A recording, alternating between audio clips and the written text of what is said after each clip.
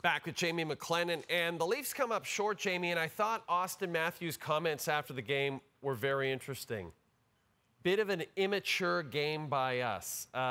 Take me through those comments. Is it concerning to you, you watch this team so much, that this team is having so many defensive lapses this late into the season?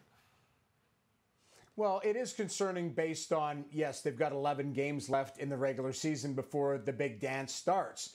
But Morgan Rielly, Joel Edmondson, not in the lineup. I think the bigger picture is you've got to sort out what you have going on the back end, where the chemistry is, where the confidence is. And against the very, young back end of the New Jersey Devils, this was a counter-punch game where, the Toronto Maple Leafs had a great start, threw a lot of shots at Jake Allen, but what would happen is there was missed coverage, poor defensive zone coverage, lazy plays at the offensive zone blue line, and New Jersey's a very high-skilled, very fast team, and then they were able to turn that into offensive zone chances and generate some high-danger chances to the point where it was almost even. Now, the Leafs had great looks on Jake Allen, but the New Jersey Devils had a ton of great looks on Joseph Woll. So if you're heading into the playoffs, you need to clean that up because you're hoping to play 2-1 games and maybe, like last season, win some overtime games. They're that tight. So you can't have these lapses, and you certainly can't have loose defensive zone coverage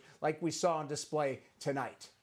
Okay, I've been asking pretty much all of our NHL analysts this very question, and I feel like you might have the last word because you played the position. If Game 1 is tomorrow for the Toronto Maple Leafs, Jamie McLennan, who is your starting goaltender?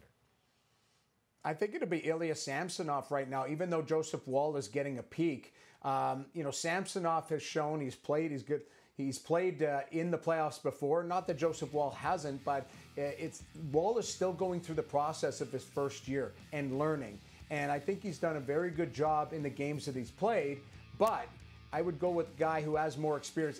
And now what we've seen, because this is a situation where it's not Hellebuck, it's not Vasilevsky, it's not Demko. So it is going to be a shared net. I don't see one guy running with it and the other guy not getting in the net whatsoever.